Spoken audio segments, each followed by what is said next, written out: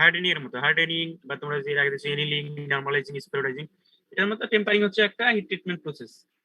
তো যারা কালকে লেকচার ওটা দেখছো ভিডিও দিছিলাম তারা বুঝতে পারবে টেম্পারিংটা করা হয় আসলে এই হার্ডেনিং এর পর পর। মানে হার্ডেনিং করলে কি মার্টেনসাইট ফর্ম হয়, আর মার্টেনসাইটের ভিতরে অনেক স্ট্রেস জমা থাকে। তো এই স্ট্রেসটা অনেকটা স্ট্রেসের কারণে এটা হচ্ছে একটা ব্রিটেল থাকে। তো এই ব্রিটেলনেস নিয়ে এই মার্টেনসাইটকে নিয়ে ধরো ওয়ার্কিং করা যাবে না আর কি। এই জন্য এটা ধরো স্ট্রেসটা কমানোর জন্য টেম্পারিং করা হয়। টেম্পারিং এর পারপাস থাকে হচ্ছে কি স্ট্রেসটা রিমুভ করা আর হচ্ছে টাফনেস মানে বৃদ্ধি করা। টাফনেস বাড়লে এটা তো ব্রিটেলনেস একটু কমে যায়, কিন্তু এর একই সাথে আবার টাফনেস বাড়লে টাফনেসের সাথে হচ্ছে হার্ডনেস এর উল্টা সম্পর্ক। তো টাফনেস বাড়লে কি হয়, হার্ডনেসটা একটু কমে যায়। এই তার মানে একটু হার্ডনেসে কিছু লস হবে, আর আমার টাফনেস মানে আমি ব্রিটেলনেসটা কমে ওইখান থেকে কিছু ডাক্টিলিটিটা একটু বেশি পরিমাণ পাবো। এটা ওই তারপর ওই স্টিলটা নিয়ে আমি ধরো ওয়ার্ক মানে কাজ করা যাবে। তো এটা ছিল হচ্ছে টেম্পারিং। তো টেম্পারিং ধরো করা যায় অনেক টেম্পারেচারের উপর বেস করে, মানে মোটামুটি 100 ফারেনহাইট থেকে 1300 ডিগ্রি ফারেনহাইট পর্যন্ত। তো এর ভিতরে ধরো 100 ডিগ্রিতে ফারেনহাইট করলে একরকম স্ট্রাকচার পাওয়া যাবে, ওটার একটা নাম আছে। 200 বা এরকম 300 ডিগ্রিতে যদি আমি টেম্পারিং করি তাহলে এক ধরনের মাইক্রোস্ট্রাকচার পাওয়া যাবে। এভাবে 4-5টা মাইক্রোস্ট্রাকচার জেনারেট করা আমি দেখাচ্ছি মানে এর আগের স্লাইডে, যে কয়টা হচ্ছে তোমার কোন কোন টেম্পারেচারে যদি আমি টেম্পারিং করি তাহলে হচ্ছে ওটার মাইক্রোস্ট্রাকচারটা কেমন আসবে। তো টেম্পারিংটা কি, এটা একটা হিট ট্রিটমেন্ট প্রসেস, যেটা কি করা হয় অস্টেনাইট রিজিয়ন থেকে মানে যেটা হচ্ছে এই টেম্পারিংটা করা হয় হচ্ছে কতক্ষণ মার্টেনসাইটকে নিয়ে, মানে হার্ডেন্ড যে স্টিল গুলো আছে সেটাকে নিয়ে করা হবে। নর্মাল প্লেন কার্বন স্টিলের টেম্পারিং করা হয় না, কারণ কারণ ওটা হচ্ছে প্লেন কার্বন স্টিলের মোটামুটি ওর হচ্ছে টাফনেস থাকে কিছুটা।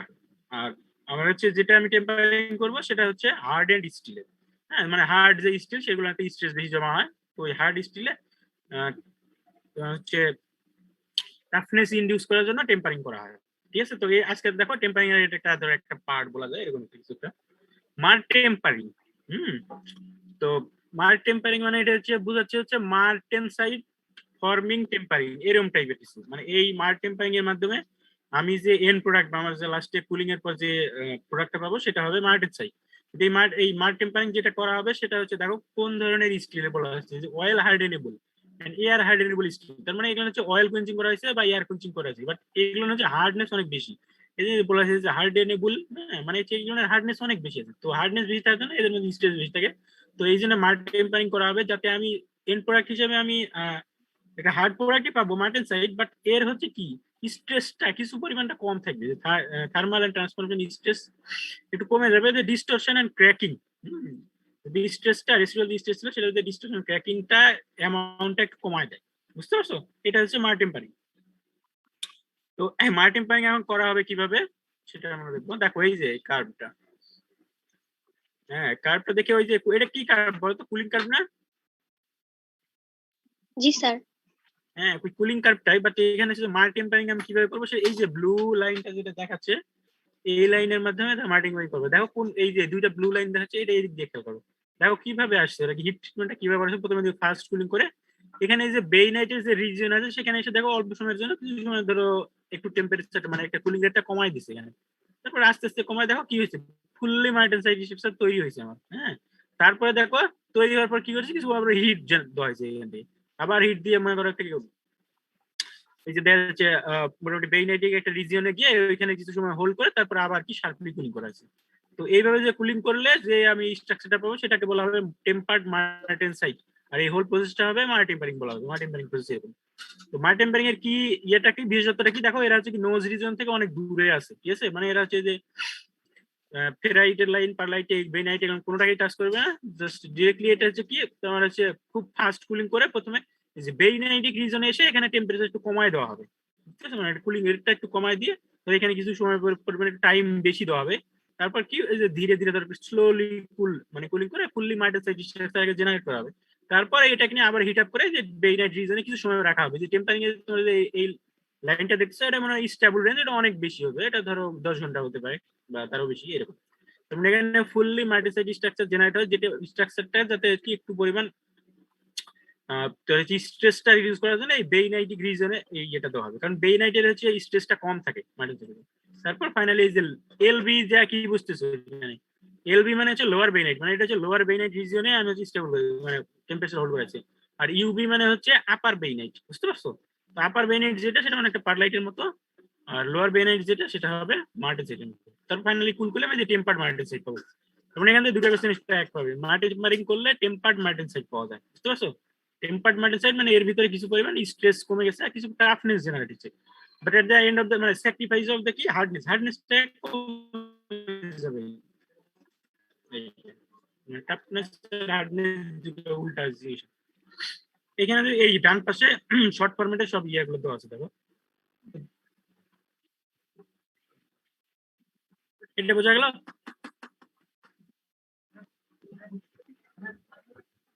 স্যার একটা কোশ্চেন, বলো। স্যার হার্ডনেস আর টাফনেস দুইটা কি আলাদা জিনিস স্যার?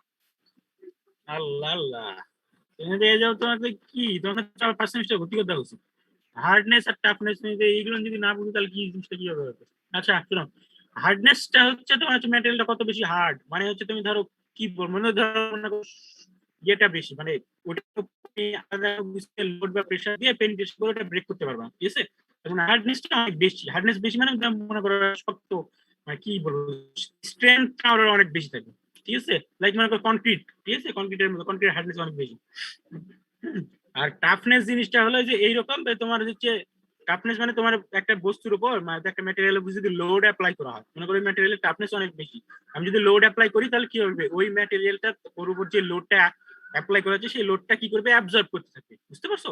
অ্যাবজর্ব করতে থাকবে, আর প্লাস হচ্ছে কি ওই যেহেতু লোড অ্যাপ্লাই করলে ডিফরমেশন হবে, বাট এই ডিফরমেশনটা হবে হচ্ছে কি, ডিফরমেশন দুই ভাবে হতে পারে, একটা তোমার ধরো কি, একটা হচ্ছে ব্রিটল, মানে হচ্ছে ব্রিটল, একটা হচ্ছে কি ডাকটাইল, মানে ডাকটাইল ডিফরমেশন হতে পারে, অথবা কি ব্রিটল ভাবে ডিফরমেশন, ম্যাটেরিয়ালটা প্লাস্টিক ডিফরমেশন হতে পারে। তো যদি টাফনেস বেশি থাকে তাহলে সে করবে কি, লোডটা অ্যাবজর্ব করতে থাকবে, প্লাস্টিক্যালি ডিফর্ম করবে, বুঝতে পারছো? তার মানে হচ্ছে ওইটা যে যত এনার্জি মানে যত বেশি লোড দেওয়া হবে না, টাফনেস যদি বেশি থাকে ম্যাটেরিয়ালটা ব্রেক করবে না, এটা হচ্ছে টাফনেস। আর হার্ডনেসটা আছে তোমার হচ্ছে ধরো এই যে তুমি যে লোড বা ফোর্স যেটা আমি অ্যাপ্লাই করতেছি, যে ফোর্সটা সে হচ্ছে রেজিস্ট করবে, ঠিক আছে? মানে পেনিট্রেশন হতে দিবে না ওর ভিতরে, মানে এই জন্য হার্ডনেস যত বেশি থাকবে ম্যাটেরিয়ালটা ধরো কি এই যে তোমার ফোর্স যেটা ছিল সেটা রেজিস্ট করবে। আর টাফনেসটা হচ্ছে এনার্জিটা অ্যাবজর্ব করে নেবে, বাট হচ্ছে প্লাস্টিক্যালি ডিফর্ম করবে। আর হার্ডনেস যদি বেশি হয় তাহলে হচ্ছে কি ম্যাটেরিয়ালটা ওইটা ডিফর্ম করবে না, মানে ওই ফোর্সটাকেই তোমার রেজিস্ট করে দিবে। জি স্যার, তার মানে স্যার হার্ডনেস হচ্ছে সারফেস প্রপার্টি, তাই তো স্যার? আর টাফনেস হ্যাঁ হচ্ছে ওই পুরো বাল্ক ম্যাটেরিয়ালটার মানে স্ট্রেংথ মেইন করে, এইটা স্যার? ওই ওইরকমই, মানে হচ্ছে সারফেস বডি, হ্যাঁ বলতে পারবো সারফেস, হ্যাঁ হার্ডনেসটা তোমার হচ্ছে সারফেসে মিশা করবে। আমরা হার্ডনেস টেস্টিং করছো কোনো, মাইক্রো হার্ডনেস বা ম্যাক্রো হার্ডনেস? ল্যাবে যদি স্যার করো দেখবা যে ল্যাবে একটা তো স্যার হচ্ছে ওইভাবে ডায়মন্ড আমাদের পেনিট্রেটর থাকে, করা হয়। ওই ডায়মন্ড দিয়ে পেনিট্রেশন করা হয় সারফেসে।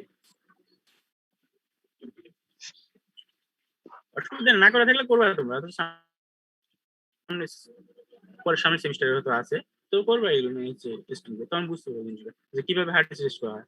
হার্ডনেসের আবার অনেকগুলো ভাগ আছে, বুঝতে পারছো? রকওয়েল হার্ডনেস, ব্রিনেল হার্ডনেস, হ্যাঁ বিকার হার্ডনেস। রকওয়েল মানে হচ্ছে বেশি হার্ড, তো এটা হচ্ছে মেটালের হয়, সিরামিকের হয় না, সিরামিকের হচ্ছে ব্রিনেল হার্ডনেস, ব্রিনেল আর বিকে এই দুইটা। আর স্যার যে সিরামিকের জন্য মেটেরিয়াল যত বেশি কোনটা হার্ড বেস্ট হবে সেটা স্যার? হবে হচ্ছে রকওয়েল হার্ডনেস। ওখানে যদি স্টিল,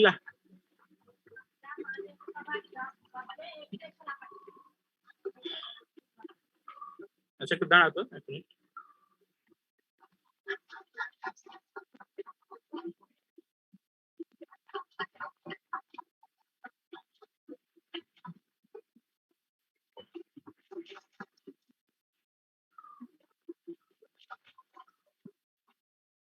আচ্ছা কে যেন একটা কি কোশ্চেন করছিল, কি কোনটা বেস্ট হবে আবার উপরে ছিল তো? স্যার আপনি তো স্যার হার্ডনেস এর কথা বলছিলেন, ব্রিনেল হার্ডনেস, রকনেল, রকওয়েল টেস্ট, এটার মধ্যে স্যার কোনটা সিরামিকের জন্য বেস্ট হয় এটা জিজ্ঞেস করলাম স্যার।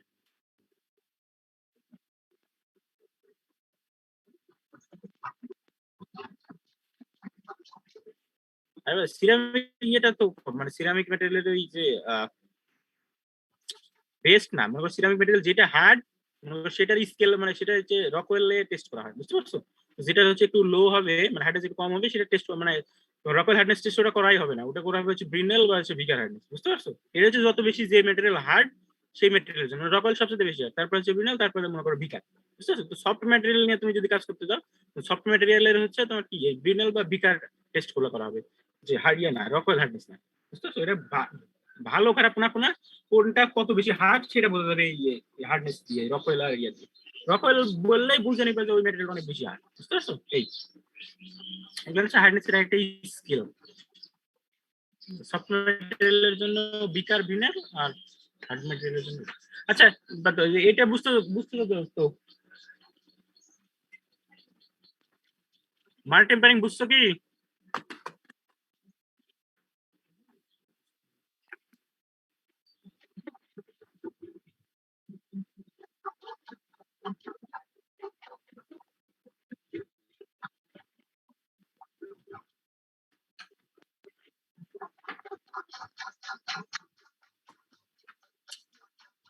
লেখাটা যাচ্ছে না।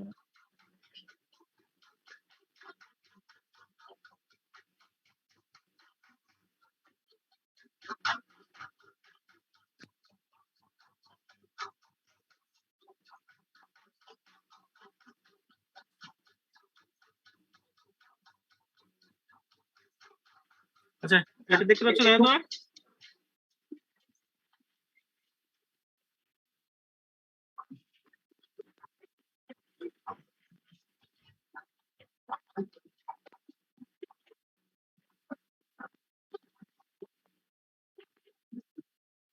আচ্ছা আমি বুঝতেছি না নেটওয়ার্কের কাজের সমস্যা, তোমাদের সমস্যা না আমার প্রবলেম। কথাগুলো স্পষ্ট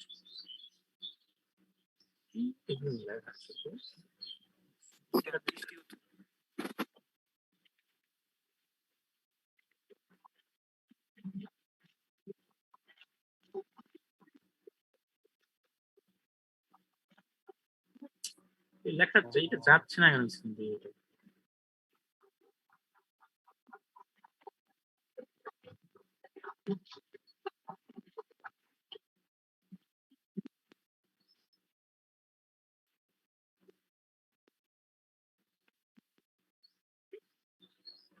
আচ্ছা এই লেখাটা দেখতে পাচ্ছ তো? এখানে যে অস টেম্পারিং আছে দেখো। এই কেউ একজন আমাকে একটু রেসপন্স করো তো, শুনতে পাচ্ছ কিনা? স্যার দেখা যাচ্ছে টেম্পারিং এর স্লাইডটা। হ্যাঁ এটা অস টেম্পারিং, বাট এই লেখাটা কি তোমাদের উঠছে না? আচ্ছা এর আগে দেখালাম যেটা কি মার টেম্পারিং।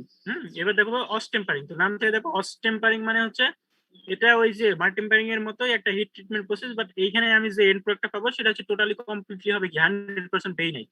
ঠিক আছে? অস টেম্পারিং হিট ট্রিটমেন্ট যদি করা হয় তাহলে হচ্ছে 100% বেইনাইট পাওয়া যাবে। তো 100% বেইনাইট কিভাবে পাওয়া যায় সেটা হচ্ছে কি আমরা এর আগে ইয়ে থেকে দেখছি, কতদিনে দেখা যাচ্ছে কিভাবে কুলিং কার্ভ থেকে। বলো তো কে বলতে পারবে যে কিভাবে 100% বেইনাইট পাওয়া যায়? এই যে এই কার্ড দেখো, এই যে এটাই ছিল না কালকে, তো তোমাদের এটাই দেখালাম। এই যে দেখো এই দুইটা ব্লু কালারের লাইন দেখা যাচ্ছে, দেখো এইভাবেই ছিল না? প্রথমে কি ফার্স্ট কুলিং করা হবে, ঠিক আছে, র্যাপিড কুলিং করা হবে অনেকক্ষণ ধরে, তারপরে এই যে টেম্পারেচার মোটামুটি 400 ডিগ্রি থেকে 800 ডিগ্রি ফারেনহাইট এখানে নিয়ে এসে সে প্রলং হোল্ডিং করা হবে, মানে অনেকক্ষণ ধরে হোল্ডিং করা হবে যাতে হচ্ছে ফুললি কি পাওয়া যায়, বেইনাইট পাওয়া যায়। ঠিক আছে? 100% বেইনাইট পাওয়ার পর তারপর তুমি নিচের দিকে নামা দিলে এরকম করে। তাহলে এটা হচ্ছে মেইন জিনিস কি, প্রথমে হচ্ছে ফার্স্টলি র্যাপিড হিটিং, দেন কি হোল্ডিং করতে হবে কি 400 থেকে 800 ডিগ্রি ফারেনহাইটের মধ্যে। যদি আমি প্রলং হোল্ডিং মানে অনেক লং টাইম ধরে হোল্ডিং করি তাহলে আমি কি পাবো, 100% বেইনাইট পাবো। তো এই স্ট্রাকচার এটাই হলো বেইনাইট। মানে এটাকে প্রসেসটা বলা হয় অস টেম্পারিং। তো অস টেম্পারিং করলে আমি কি পাবো দেখো, এখানে দেখছে এই কুলিংটা করছে এরা লো আর বেইনাইট রিজন দিয়ে। তুমি যদি একটু উপর দিয়ে করো এই দিয়ে বরাবর, তাহলে হচ্ছে কি পাবো যে আপার বেইনাইট রিজন, একটু উপর দিক দিয়ে করলে আপার বেইনাইট পাওয়া যাবে। ঠিক আছে? এই জিনিসগুলো খেয়াল রাখবো যে কোথায় লোয়ার বেইনাইট হবে আর আপার বেইনাইট। এটা বোঝা গেল? জি স্যার। আচ্ছা তো লস টেম্পারিং আর দুটোর মধ্যে ডিফারেন্স কি দেখো, ডিফারেন্সটা কি ছিল এখন এই লেখাটা শুনতেছে না, আমি নিচে এখানে টাইটেল দিয়েছিলাম।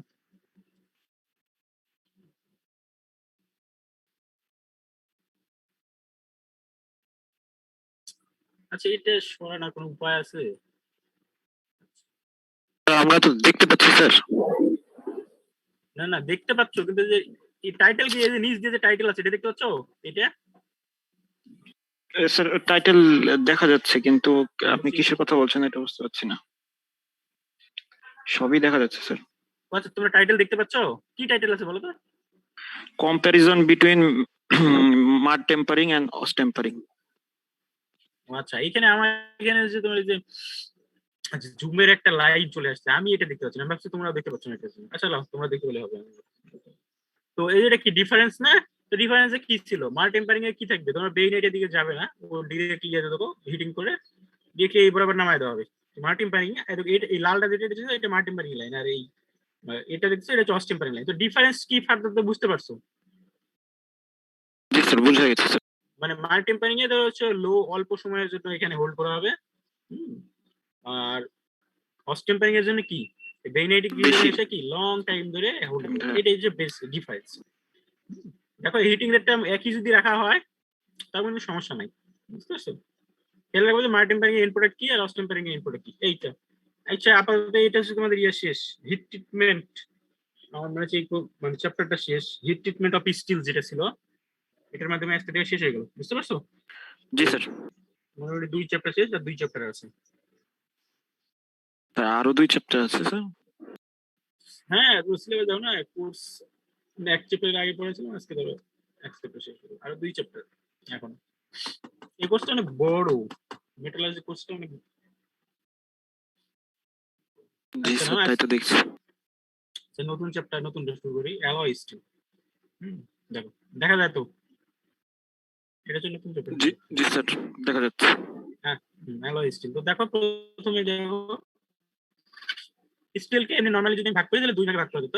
একটা হচ্ছে প্লেন কার্বন স্টিল আর একটা হচ্ছে অ্যালয় স্টিল। তো প্লেন কার্বন স্টিলে কি থাকে, আয়রন তো থাকবেই, আয়রনের সাথে অল্প পরিমাণে কার্বন আর এই যে ট্রেস অ্যামাউন্ট এলিমেন্ট ছিল, manganese, sulphur, phosphorus, silicon, others element.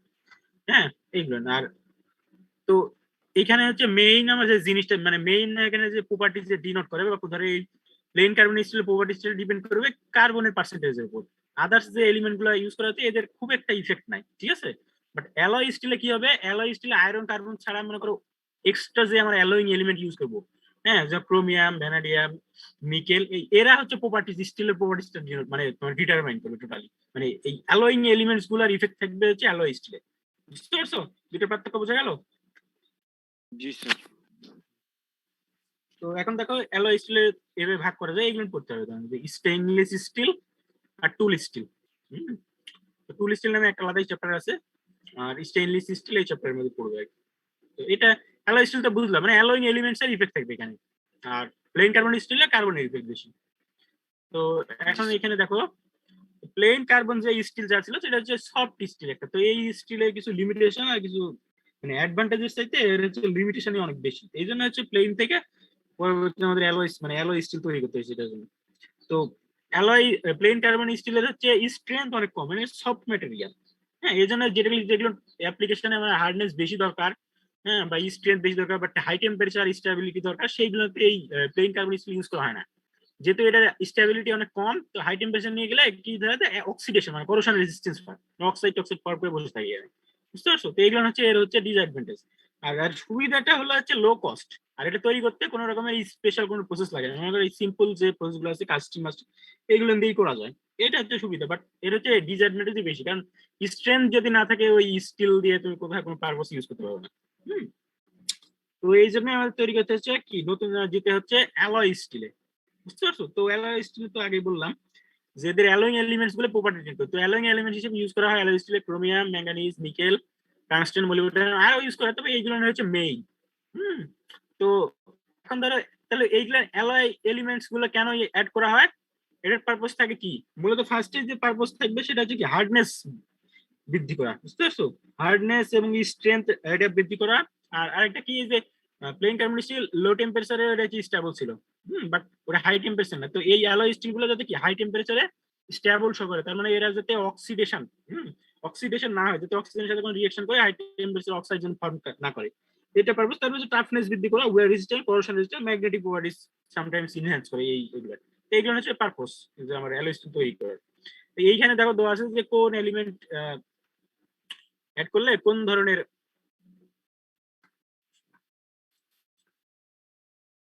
দেখো রোল অফ অ্যালয়িং এলিমেন্টস, ধরো কোন টাইপের এলিমেন্টস কোথায় যাবে। যেমন দেখো এলিমেন্টস যদি অ্যাড করা হয় তাহলে কি সেগ্রিগেশন হতে পারে বা ফেজ সেপারেশন, আরেকটা হচ্ছে নিউ ক্রিস্টাল স্ট্রাকচার ফর্ম করতে পারে, নতুন সলিড সলিউশন। এগুলো তো আমরা যে পড়ছি সব সলিড সলিউশন, যেমন মেটাল তো এগুলো সব সলিড। সলিড সলিউশন তো দুই টাইপের হয়, তোমরা লাস্ট সেমিস্টার পড়ে আসছো, ইন্টারস্টিশিয়াল আর সাবস্টিটিউশনাল। ইন্টারস্টিশিয়াল মানে যে ইন্টারস্টিশিয়াল সাইড গুলোতে অ্যাটম গুলো যাবে, আর সাবস্টিটিউশন মানে যে একটা রিপ্লেস করবে। প্লেন কার্বন স্টিলের প্রপার্টিজ বলা আছে। এন্ড অ্যালয়িং এলিমেন্টস দিলে কি হবে, দেখো এই যে হার্ডনেস বাড়বে, যে টেম্পারিং এর সময় একটা কার্বাইড ফেজ জেনারেট করবে। কার্বাইড হচ্ছে সবচেয়ে হার্ড ফেজ, রেজিস্ট্যান্স বাড়বে, এইগুলো যেগুলো বললাম আমি লাস্ট স্লাইডে। জি স্যার। এখন দেখো কোন এলিমেন্ট যোগ করলে কি কাজ হবে। ই দিয়ে দিয়েছে, এটা হচ্ছে ফসফরাস। ফসফরাসটা ফেরাইটে ডিজলভ হয়, সেটা পরে বলতেছি। যে ফসফরাস দিলে দেখো কি ব্রিটলনেস যেটা আছে, large quantity of iron phosphate, cold shortness, মানে হচ্ছে কি কোল্ড শর্টনেস মানে বলছে হট ওয়ার্ক আর কোল্ড ওয়ার্ক আছে, এগুলো পরে বলবো, তোমরা এগুলো বুঝবে। এটা এস দিয়েছে সালফার। সালফার দিলে অনেক সময় প্রবলেম হয়, যে ডাক্টিলিটি, মানে সালফার দিলে ফসফরাস আর সালফার দিলে মেইনলি প্রবলেমই বেশি, যে পুয়ার ডাক্টিলিটিতে তৈরি করে। মানে সালফারের যে রিঅ্যাকশন রেট অনেক বেশি, মানে ইজিলি আরেকটার সাথে মানে রিঅ্যাকশন করার অ্যাফিনিটি অনেক বেশি, সহজেই আদার্স পরে মেটেরিয়ালের সাথে রিঅ্যাক্ট করে নতুন একটা ফেজ তৈরি। যেমন ধরো আয়রনের সাথে রিঅ্যাক্ট করে আয়রন সালফাইড তৈরি করে, তো আয়রন সালফাইডের মেল্টিং পয়েন্ট আবার কম, তো ওই সময় হয় কি মেল্টিং পয়েন্ট যদি স্টিল পার্শিয়াল কম হয়ে যায় মাঝখানে, তো ওই পোর্শনটা কি মেল্ট হতে শুরু হয়ে যায়। তো এটা হচ্ছে এগুলো যে প্রবলেম। সিলিকন দিলে দেখো ইলাস্টিক মডুলাস বাড়ে। আর ইউটিএস, ইউটিএস দিয়ে কি বুঝছো? Universal tensile strength. হ্যাঁ, ইউনিভার্সাল ইউটিএস মানে হচ্ছে ম্যাক্সিমাম টেনসাইল স্ট্রেস, এটা বাড়বে। তো এরকম কপার লেড কপার চা দিয়ে কি প্রপার্টি বাড়ে, এটা পড়ে নেই, এখানে just এখন তো দুটোর মধ্যে কম্পারিজন তো বলেই দিলাম, যে প্লেন আর হচ্ছে অ্যালয় স্টিলের মধ্যে পার্থক্য। এই যে ডাক্টিলিটি, টাফনেস, এগুলো হচ্ছে কি অ্যালয় স্টিলে বেশি থাকবে। আর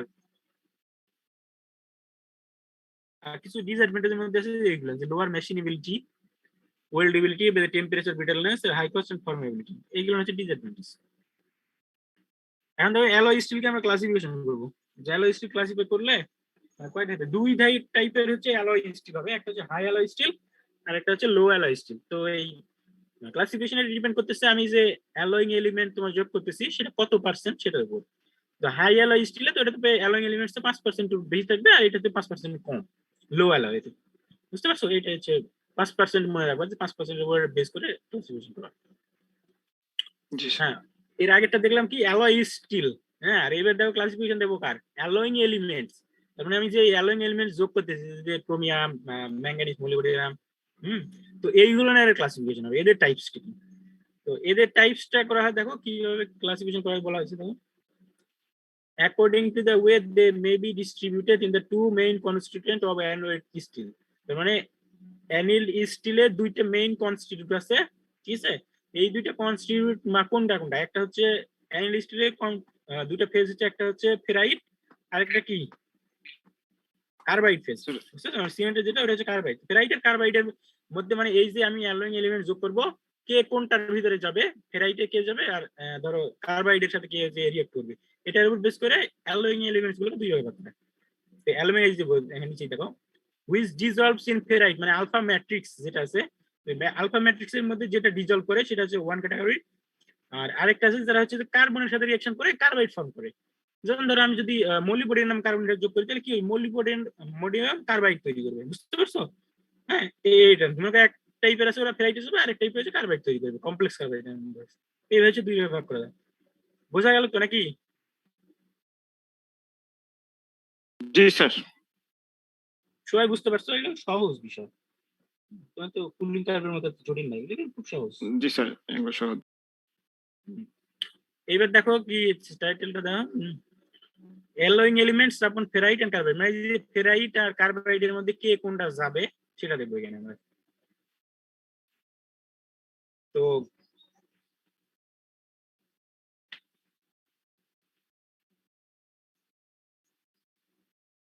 এখানে অ্যালয়িং এলিমেন্টস হিসেবে আমরা ম্যাক্সিমাম যে ম্যাটেরিয়াল গুলো যোগ করি, বুঝতে পারলো, এই প্রত্যেকটাই ধরো ইয়েতে যেতে চায়, ফেরাইটের ভিতরে গিয়ে ডিজলভ হতে চায়, ফেরাইট ম্যাট্রিক্স এর ভিতরে। বাট এদের যে ডিজলভ হওয়ার কোয়ালিটি বা এদের হচ্ছে পার্সেন্টেজ একটা মানে ব্যাপার আছে। তো পার্সেন্টেজ কোনো কোনো ম্যাটেরিয়াল আছে এরা হচ্ছে কি যে ফেরাইটে যেতে চায় বাট খুব কম, এদের সলিবিলিটি ফেরাইটের মধ্যে অনেক কম, ঠিক আছে? মানে এদের মেইন টেন্ডেন্সি থাকে হচ্ছে কার্বাইড ফর্ম করা। আর কিছু কিছু এলিমেন্টস আছে এদের হচ্ছে না, এরা কার্বাইড কখনোই ফর্ম করবে না, ডিরেক্টলি হচ্ছে কি তোমার হচ্ছে ফেরাইটের ভিতরে যে ডিজলভ হবে। তো এখানে হচ্ছে নিচে দেখো একটা পিকচার তো আছে, এই পিকচার তো দেখতে পাচ্ছ তোমরা যে দেখো গ্রুপ 1 আর গ্রুপ 2, এই পাশে তো আছে অ্যালুমিনিয়াম এলিমেন্ট, আর গ্রুপ 1 যেটা ফেরাইটেজ আর গ্রুপ 2 যেটা হচ্ছে কম্বিনেশনের মাধ্যমে কার্বনের সাথে কার্বাইড ফর্ম করে। এটা তো দেখা যাচ্ছে, দেখো কি কি দেওয়া আছে নিকেল প্রথম দিকে দেখো, গ্রুপ 1 এ যেটা দেওয়া আছে nickel, silicon, aluminium, copper, manganese, এরকম দেখা যাচ্ছে তো নাকি? জি স্যার। উপরটুকু মনে হয় দেখা যাচ্ছে না, নিচের টুকু আসতেছে না। মানে মোটামুটি 10টার মতো এলিমেন্ট আছে, দেখতে পাচ্ছ না তোমরা টাইটেনিয়ামটার মতো? জি স্যার, দেখা যাচ্ছে জি। দেখা যাচ্ছে। এসে গেছে স্যার। হ্যাঁ, আচ্ছা। তো দেখো এখানে হচ্ছে কি, দেখো এই লাইনে মানে গ্রুপ 1 এ যারা আছে তারা সবাই কি করবে, ফেরাইটের ভিতরে যাবে, কিন্তু এই যে অ্যারোর এই উপরের চারটে দেখো নিকেল, সিলিকন, অ্যালুমিনিয়াম, কপার, এই বরাবর কিন্তু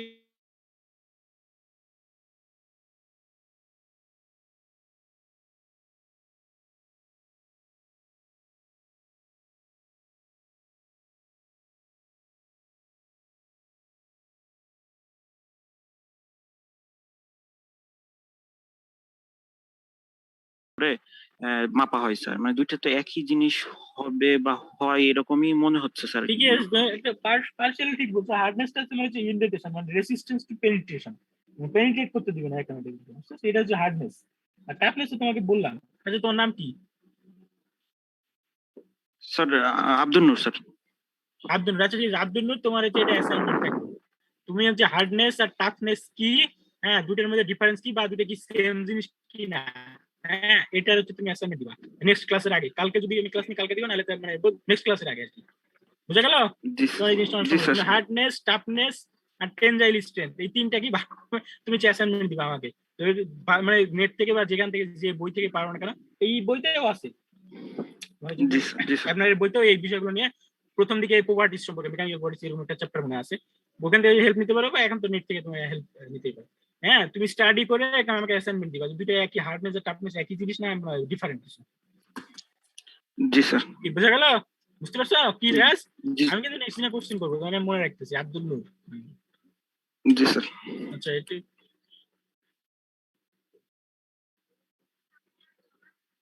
এটা শেষ মোটামুটি।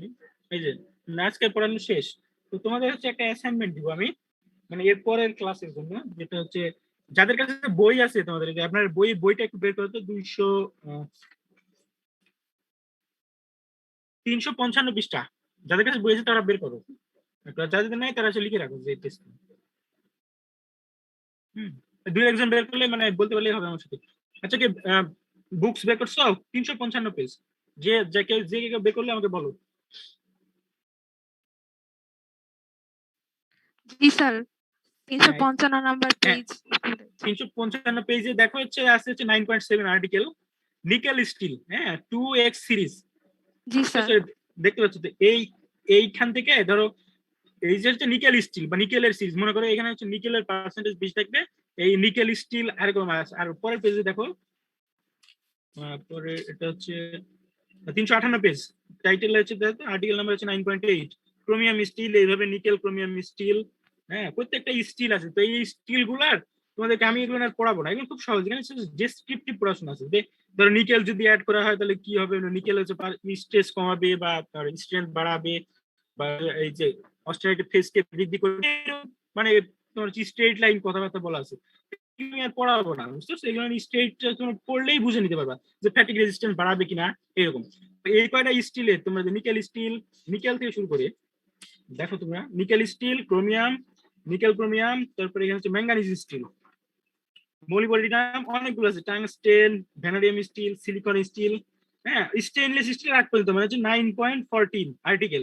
এই কয়টা এটা তোমাদের হচ্ছে অ্যাসাইনমেন্ট থাকবে, তোমরা হচ্ছে এখান থেকে পড়ে পড়ে অ্যাসাইনমেন্ট তোমরা হচ্ছে আচ্ছা পিডিএফ আকারেই দাও। স্যার এটা এই পড়ে 9টা স্টিল সম্পর্কে আমরা লিখবো স্যার, মানে বইয়ের কথাগুলোই লিখবো? হ্যাঁ অ্যাসাইনমেন্ট তুমি বই থেকে না, বইয়ের সব কথা তো লিখবা না, তুমি হচ্ছে এখান থেকে তোমাকে সি ইম্পর্টেন্ট যেটা মনে করবে এখান থেকে লিখবা। হচ্ছে তোমরা কি ধরো নিকেল স্টিলের ডেফিনেশন জানলা, বা যদি পার্সেন্টেজ থাকে কেমিক্যাল কম্পোজিশন এটা দিবা, প্রপার্টিজ, অ্যাডভান্টেজ, ডিসঅ্যাডভান্টেজেস, ঠিক আছে, বা অ্যাপ্লিকেশন, নিকেল স্টিলের অ্যাপ্লিকেশন, এই কয়টা জিনিস মানে প্রত্যেকটা স্টিলের ক্ষেত্রে তোমরা হচ্ছে লিখে লিখতে হবে। নিকেল স্টিলের যে বললাম 4-5টা এরকম, নিকেলের কেমিক্যাল কম্পোজিশন যদি থাকে মানে নেট থেকে পাবা, যেটা বই থেকে পাওয়া সমস্যা নাই। তারপরে প্রপার্টিজ, অ্যাডভান্টেজ, ডিসঅ্যাডভান্টেজ। বা এর ভিতরে তুমি আরো কত হচ্ছে ইম্পর্টেন্ট কোনো মানে ইয়ে পেতে পারো, এখান থেকে ইনফরমেশন পেতে পারো, ওই ইম্পর্টেন্ট ইনফরমেশন গুলো দিবা প্রত্যেকটার জন্য। এগুলো পড়লেই বুঝবা, এগুলো মানে বুঝানোর কিছু নাই, জাস্ট রিডিং করে দিবা তাহলে বুঝবা। স্যার বলো। স্যার অ্যাসাইনমেন্টে কি মার্ক আছে? আরে বাবা, অ্যাসাইনমেন্ট তো মার্ক আছে, তোমার যে ক্লাস পারফরমেন্স নাই, ক্লাস পারফরমেন্স যদি 8 মার্ক, তো ওইখানে তো শুধু এইভাবে না, মানে হচ্ছে এটা হচ্ছে টিচারের উপর ডিপেন্ড করে। আমি চাইলে মনে করি এটা সিটির মাধ্যমে মানে অ্যাড করে দিলাম, যাদের সিটিতে খারাপ আছে, অনেক সময় সিটিতে খারাপ করে, সেখানে ধরো যদি অ্যাসাইনমেন্ট দেওয়া থাকে ওখানে ধরো কিছু আমি অ্যাড করে দিতে পারি। জি এগুলো হচ্ছে স্যার। হ্যাঁ, ব্যাকআপ স্যার। বুঝতে পারছো? ধরো মনে করো যাদের সিটিতে 10 আছে, অ্যাসাইনমেন্ট ভালো লাগলে না ধরো 3 নাম্বার দিয়ে দিলাম, 13 হয়ে গেল।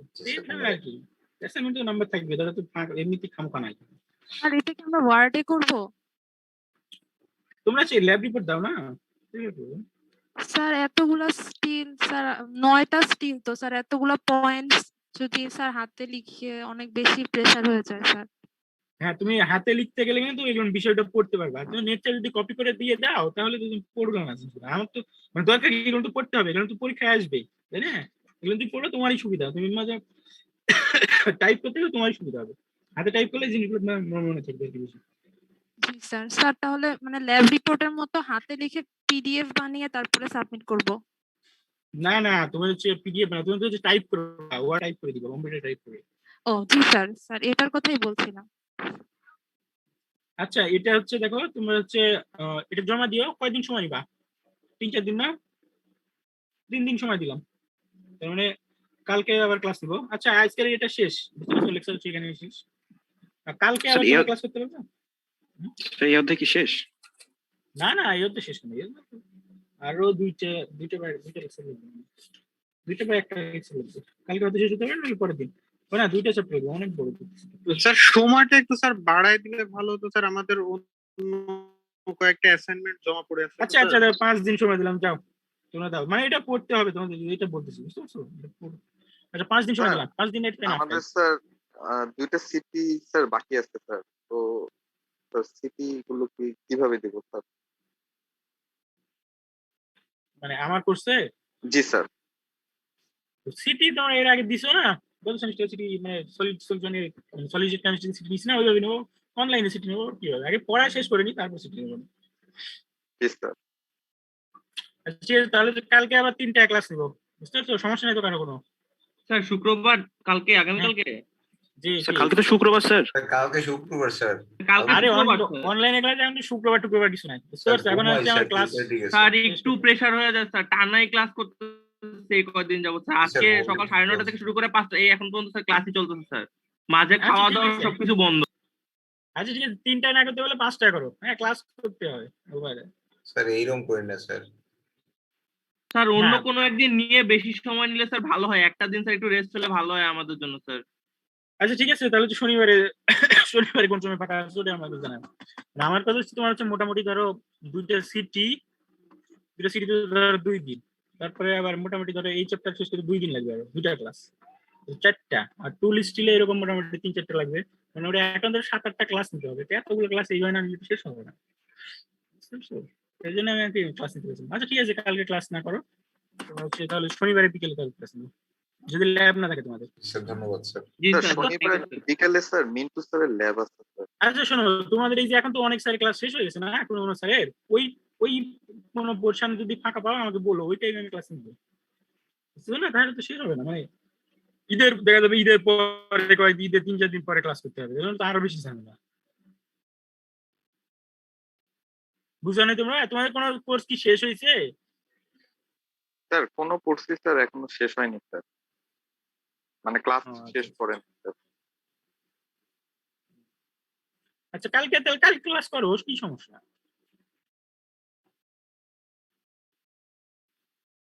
স্যার একটা দিন একটু ছুটি পাচ্ছিলাম স্যার, একটু প্রেসার হয়ে যায় স্যার আমাদের জন্য, মানে পরশু দিনও স্যার একটা অ্যাসাইনমেন্ট জমা আছে স্যার। আচ্ছা ঠিক আছে, কালকে তাহলে বাদ। সিআর তুমি যে পরে ফাঁকা আছো কখন, এটা আমাকে জানাই দিও, আর তোমাদের রোল নাম্বার গুলো দিয়ে দাও, চেকে দিয়ে দাও।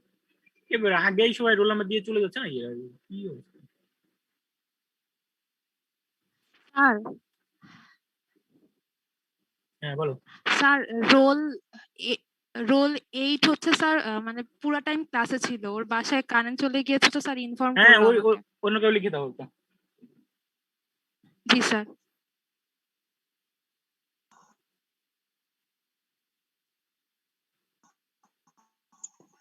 স্যার স্যার ক্লাসটা করতে পারেনি, ছিল ক্লাসে ছিল, কিছুক্ষণ হলে বের হয়ে গেছে। আচ্ছা আচ্ছা দিয়ে দাও, ওগুলো দিয়ে দাও।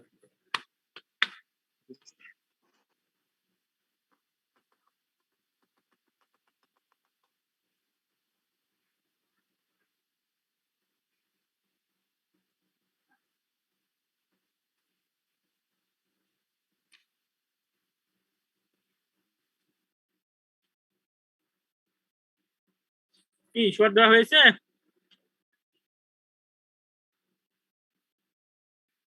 স্যার রোল 5 এর স্যার কারেন্ট চলে গেছে স্যার, ও ক্লাসে ছিল, ফোন দিয়ে আচ্ছা আরে ভাই বলতে হবে না, তোমরা দিয়ে দাও, লিখে দাও যে মানে অ্যাবসেন্ট আছে, ওটা মানে ক্লাস করছে